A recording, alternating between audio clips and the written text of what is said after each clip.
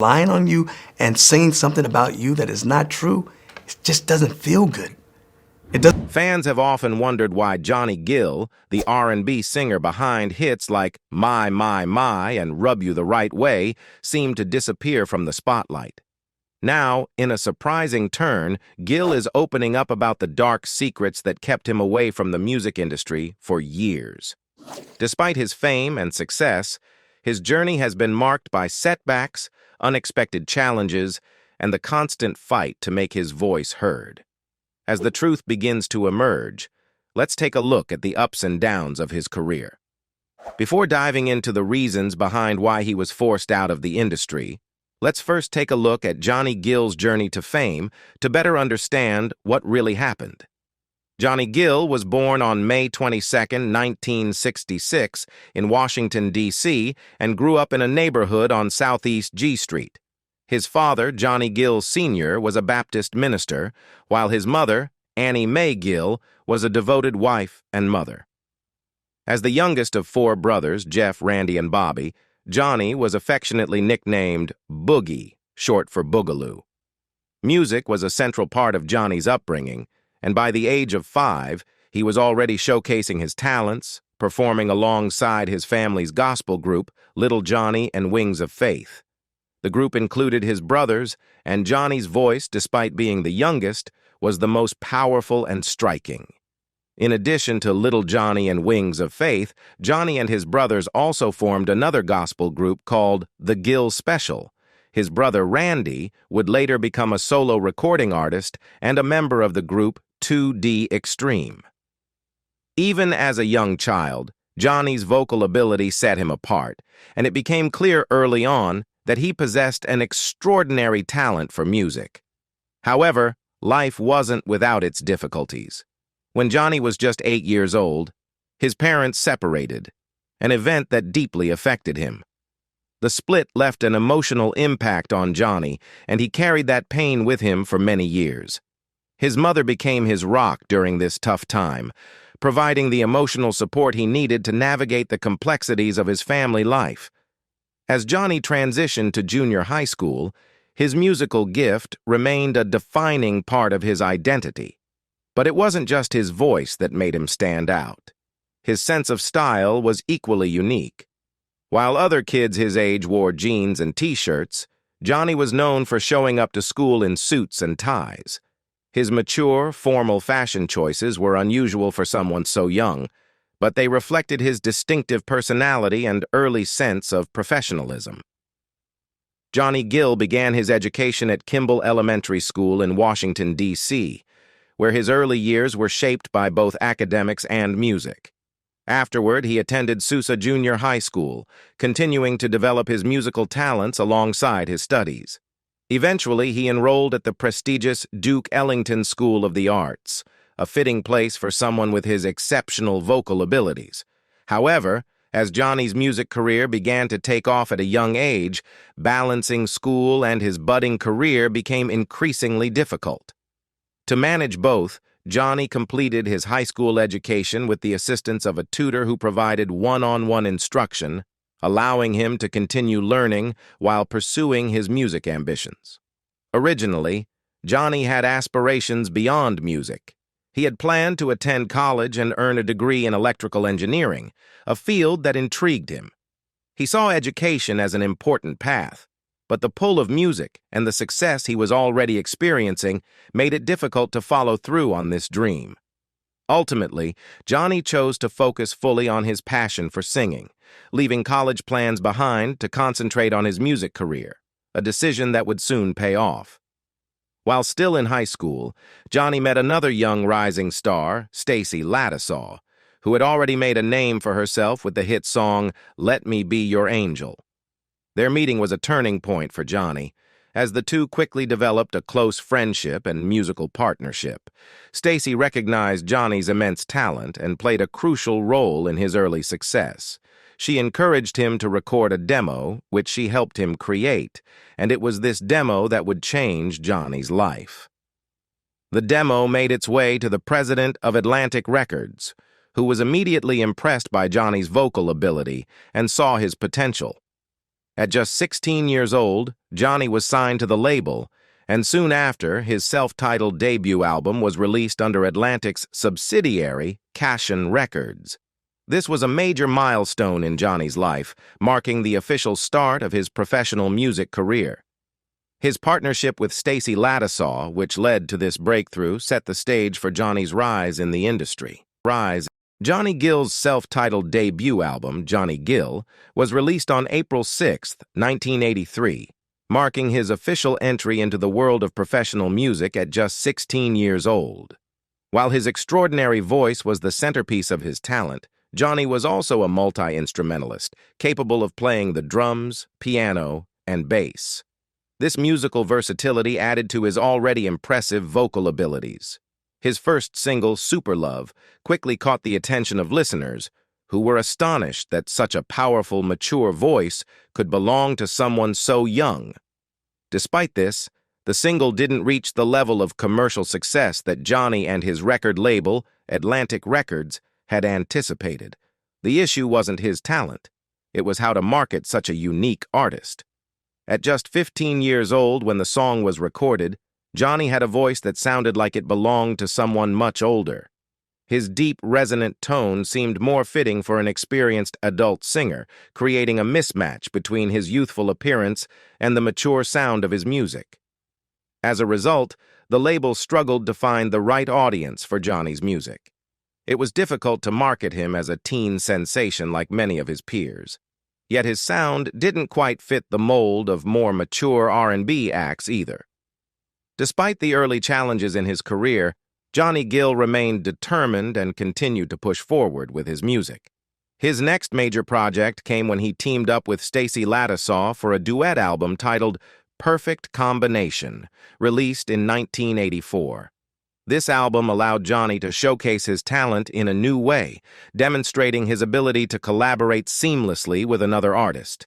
The musical chemistry between Johnny and Stacy was undeniable, and Perfect Combination performed well, reaching number 10 on the R&B charts. The success of Perfect Combination encouraged Johnny's record label to have him record another solo album, hoping to build on the momentum. In 1985, Johnny released Chemistry, his second solo album. However, while Johnny was gaining more recognition, balancing his rapidly growing career with his personal and professional relationship with Stacy Lattisaw proved to be difficult. The pressures of the music industry began to take their toll, and the once perfect harmony between Johnny and Stacy started to falter. As Johnny's solo career demanded more of his time and energy, Stacy found herself in a different position. Although she had been a key figure in helping Johnny break into the industry, her own career wasn't advancing at the same pace. This imbalance created tension, both in their professional collaboration and their personal relationship. Meanwhile, the record label faced ongoing challenges in marketing Johnny Gill as a solo artist. Chemistry, though well-produced, did not achieve the commercial success that the label had hoped for. The difficulties in finding the right audience for Johnny's music persisted as the label struggled to position him effectively in the competitive R&B market. The lackluster performance of Chemistry further strained Johnny and Stacy's relationship as their once promising partnership now seemed to be unraveling. Johnny Gill's early career was marked by significant challenges, but his unwavering dedication to music pushed him forward. Even though his initial efforts as a solo artist faced setbacks, Johnny refused to give up. His journey was just beginning, and the road ahead would soon lead to one of the most pivotal moments of his career, his connection with the iconic R&B group New Edition. After relocating to Los Angeles, Johnny's career began to take a new direction. There, he crossed paths with Bill Underwood, a seasoned manager who saw Johnny's potential and took him under his wing. Bill played a vital role in steering Johnny's career, helping him navigate the complexities of the music industry. His guidance led to a crucial deal with Motown Records, which would soon open the door to one of Johnny's biggest opportunities. The turning point in Johnny's rise to fame came when he was introduced to New Edition, the popular R&B group that had already achieved considerable success. At the time, the group was dealing with internal turmoil after the departure of Bobby Brown, who had been voted out. They needed a replacement, and that's when Mike Bivens, a key member of New Edition, met Johnny Gill. Mike saw something special in Johnny. His unique, soulful voice and undeniable talent stood out, and Mike believed Johnny could be the perfect addition to fill the gap left by Bobby. However, joining New Edition wasn't an easy transition. The group had deep roots in Boston, and Johnny, being from Washington, D.C., wasn't part of their original circle. This difference made the other members initially hesitant about accepting him into the fold. New Edition had built a strong bond over the years, and bringing in an outsider, especially one with a distinct vocal style like Johnny's, stirred some initial reluctance. But Johnny's talent soon spoke for itself. Despite the challenges of integrating into an already established group, Johnny's powerful voice quickly made an impact. His smooth yet commanding vocals brought a new dimension to New Edition's sound, and slowly both the group and their fans began to embrace him. Johnny's presence elevated the group's music, and before long he became an integral part of New Edition's success. Johnny Gill made a powerful impression on the music world when he took center stage on the track Boys to Men from New Edition's album Heartbreak. Released in 1988, the album was a major success, featuring hits like Can You Stand the Rain, N.E. Heartbreak, and If It Isn't Love. Johnny's rich, soulful voice on Boys to Men showcased his incredible talent and gave the song an emotional depth that resonated with audiences. His contribution to the album played a crucial role in elevating New Edition's sound, signaling a new era for the group. With Heartbreak topping the charts and achieving critical acclaim, Johnny proved he was an essential part of the group's success, solidifying his place as a key figure in R&B. However, Johnny's personal and professional journey took a dramatic turn when he discovered a devastating truth. His manager, Bill Underwood, was involved in serious criminal activities that led to his arrest and a life sentence. The news was a massive shock to Johnny, who had trusted Bill to help guide his career. This betrayal forced Johnny to confront the harsh realities of the music industry and rethink his path forward. Rather than letting this setback derail him, Johnny made the bold decision to take control of his own career, stepping out of the shadows and carving his own destiny. After firmly establishing his presence with New Edition, Johnny ventured into a solo career. In 1990, he released his third solo album, Johnny Gill. This self-titled album was a breakthrough, showcasing not only his powerful vocals, but also his versatility as an artist. The album blended romantic ballads with the emerging New Jack Swing sound, a fusion of R&B, hip-hop, and funk that was dominating the music scene at the time. The album featured several standout tracks, including My, a smooth and sultry ballad that became one of Johnny's signature songs. His sensual delivery made the song an instant classic, and it soared to the top of the R&B charts. Other hits like Rub You the Right Way, Fair Weather Friend, and Wrap My Body Tight further demonstrated Johnny's range and ability to craft songs that resonated with a wide audience. Rub You the Right Way in particular became a defining hit, showcasing Johnny's mastery of the New Jack Swing genre and solidifying his status as a rising solo star. Johnny Gill's solo career flourished thanks to his work with some of the top producers in the music industry, including the legendary Jimmy Jam and Terry Lewis, Babyface, and L.A. Reid. These collaborations allowed Johnny to craft hit after hit, blending his signature soulful voice with cutting-edge production to create timeless music. With their guidance, Johnny elevated his sound, producing chart-topping singles and solidifying his status as a powerhouse solo artist. In 1993, Johnny released his highly anticipated album, Provocative, which further showcased his vocal versatility and ability to connect with listeners through emotionally resonant songs. The album featured standout tracks such as Quiet Time, Acute Sweet Love, To Play, and Addiction. Each song highlighted a different facet of Johnny's artistry, from romantic ballads to upbeat grooves. In addition to the R&B hits, Johnny also included a powerful gospel track, I Know Where I Stand, which demonstrated his deep-rooted connection to his faith and gospel origins. 3 years later, in 1996, Johnny released another solo project titled Let's Get the Mood Right, which further built on his success. Songs like Love in an Elevator and the single Maybe were well received by fans and critics alike. The album continued to showcase Johnny's signature blend of smooth ballads and up-tempo tracks, maintaining his presence on the R&B charts. That same year, an exciting opportunity arose for Johnny when he reunited with New Edition for the Home Again album and tour. The reunion brought the original group members back together, and fans were eager to see the magic that had made New Edition a household name in the 1980s. Home Again was a commercial triumph, with its lead single, Hit Me Off, soaring to #1 on the R&B charts. The album brought a new energy to the group, blending their classic sound with contemporary production.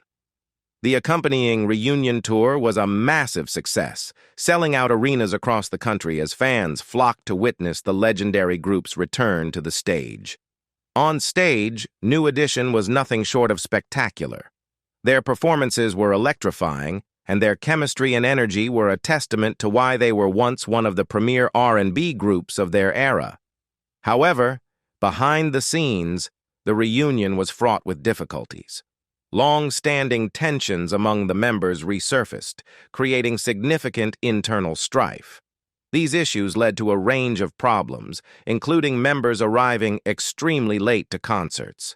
Fans, who had eagerly awaited the group's return, were left frustrated and disappointed by the delays and disruptions. The personal struggles of the members only exacerbated these challenges. Each member was grappling with their own set of issues. Bobby Brown, in particular, was dealing with numerous personal problems that severely impacted his reliability and performance during the tour. Despite these behind-the-scenes problems, Johnny Gill stood out as a pillar of reliability. He consistently showed up and delivered stellar performances, proving his dedication and commitment to the group. His unwavering professionalism was a bright spot amidst the turmoil.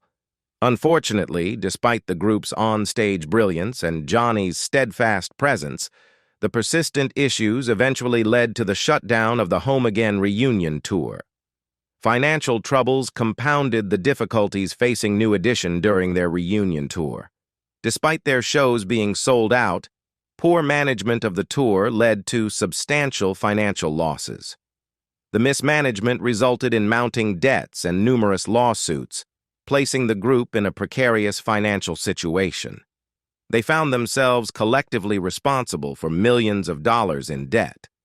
Although Johnny Gill maintained his commitment by never missing a single concert, he too was legally held accountable for the tour's financial mishaps. The financial strain was immense, forcing Johnny to confront escalating debts and mounting legal expenses. To manage the crisis, he was compelled to sell off some of his possessions, including his home. In the face of these setbacks, Johnny Gill remained undeterred. Determined to revive his music career, he returned to the recording studio with renewed resolve. In 1997, following the turbulent period with New Edition, Johnny received an exciting opportunity to collaborate with fellow R&B stars Gerald Levert and Keith Sweat. The three artists joined forces to form LSG, a supergroup whose name stands for Levert, Sweat, and Gill. LSG's debut album, Levert, Sweat, Gill, proved to be a resounding success, going multi-platinum and marking a major comeback for Johnny. Their chemistry was evident, and their first single, My Body, became a massive hit. The song soared to #1 on the charts and stayed there for 7 weeks. Their distinct styles combined to create a unique sound that resonated deeply with fans, leading to sold-out tours and a revitalized presence in the music industry. As time passed, LSG's popularity began to wane, and Johnny Gill's career faced another slowdown.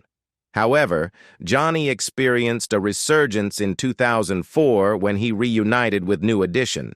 The group signed with Bad Boy Records and released a new album titled One Love. The revival seemed promising, but the momentum was soon derailed by a damaging rumor that threatened to tarnish Johnny's reputation and derail his career. The controversy revolved around persistent rumors about Johnny's sexuality. Speculation arose from his behavior at public events and aspects of his personal life, leading to widespread curiosity about whether he might be gay. The situation escalated with unfounded stories linking Johnny to fellow celebrity Eddie Murphy, suggesting a deeper relationship between them. These rumors, coupled with a controversial photo of Johnny walking closely with another person, later revealed to be digitally altered, began to overshadow his musical achievements and career. Initially, Johnny hoped to ignore the rumors, believing they would fade away on their own. However, as the speculation persisted and gained more traction, it became increasingly difficult for him to dismiss the situation. Realizing the need to address the issue directly, Johnny decided to confront the rumors head-on. He publicly addressed the controversy during an appearance on the TV show Unsung, where he openly discussed his sexuality and his experiences with New Edition. When an interviewer suggested that Johnny might be the only openly gay member of New Edition, Johnny quickly dismissed the idea. He acknowledged that such assumptions might stem from stereotypes about gay individuals in the music industry, but he wanted people to see him for who he truly is, rather than just believing rumors. He emphasized that he wanted to be respected for his talent and dedication, not judged based on gossip.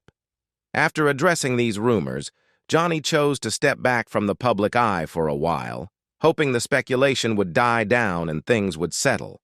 However, as time went on, not only did the rumors gradually fade, but Johnny's career also began to lose its momentum. Johnny's troubles were not limited to rumors. He also faced significant legal challenges. One notable incident occurred in 2011 when Ira DeWitt, CEO of Notify Records, sued Johnny for defamation. The lawsuit was triggered by a leaked track titled Might Cry, which led Johnny to criticize Dwight on Twitter.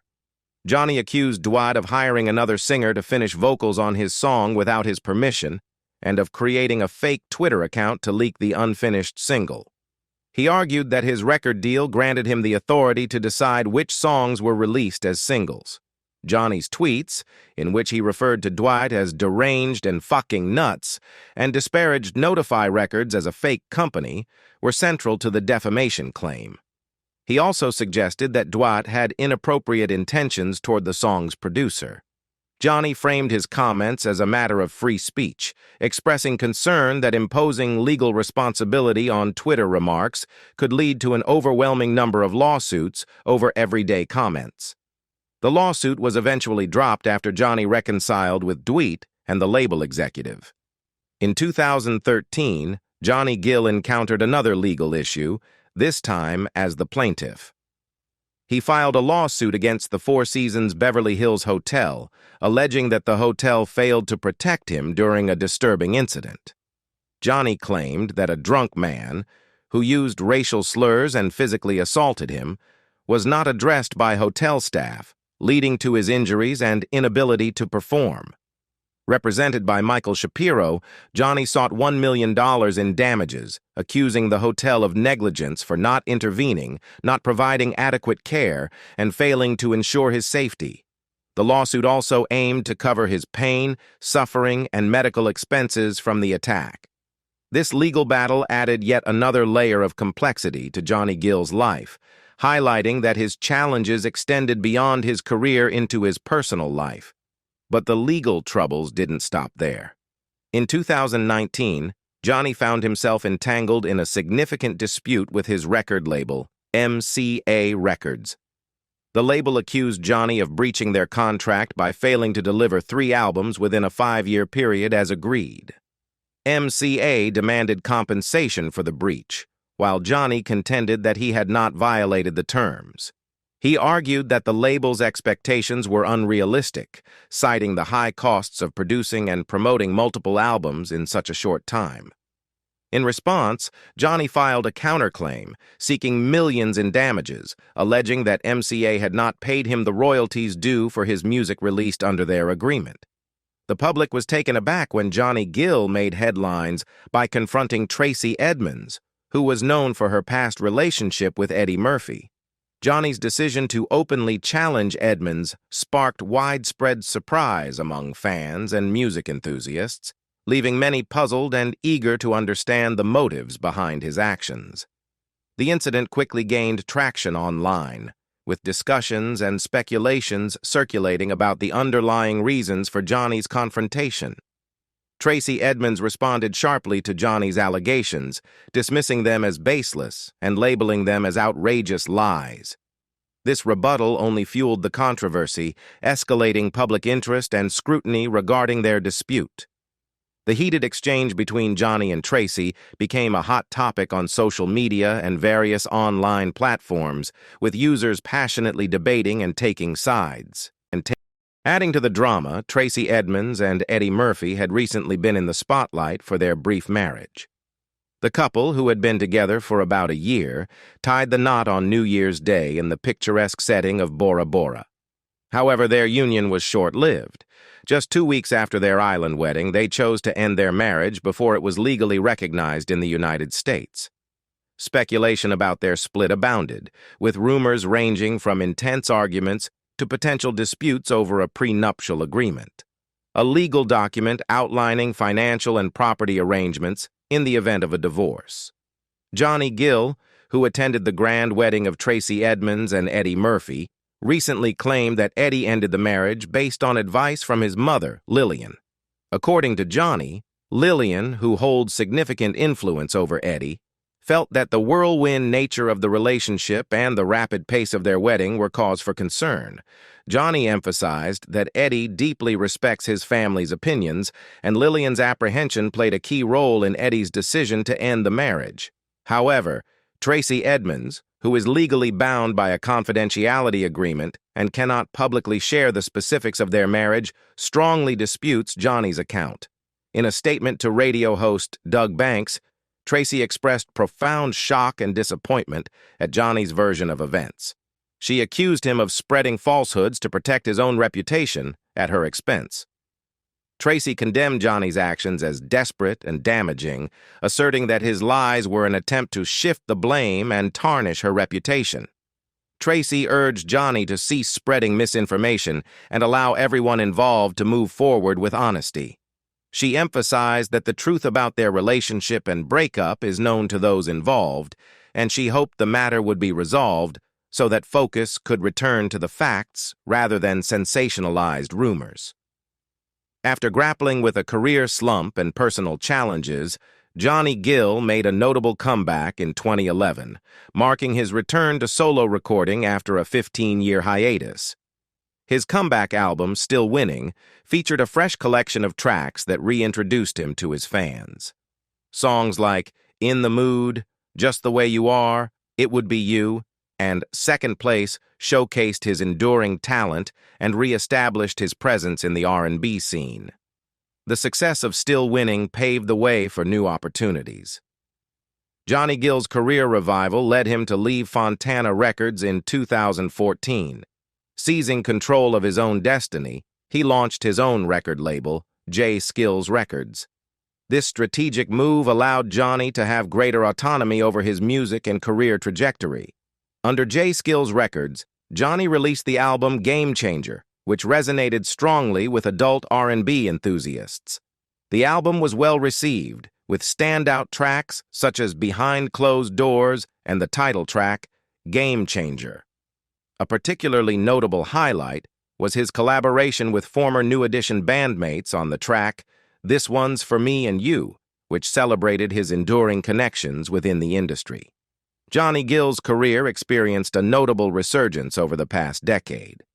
In 2017, he joined forces with Fantasia to open for Charlie Wilson's In It to Win It tour. This high-profile opportunity allowed Johnny to reach a broader audience and enhance his visibility in the music industry.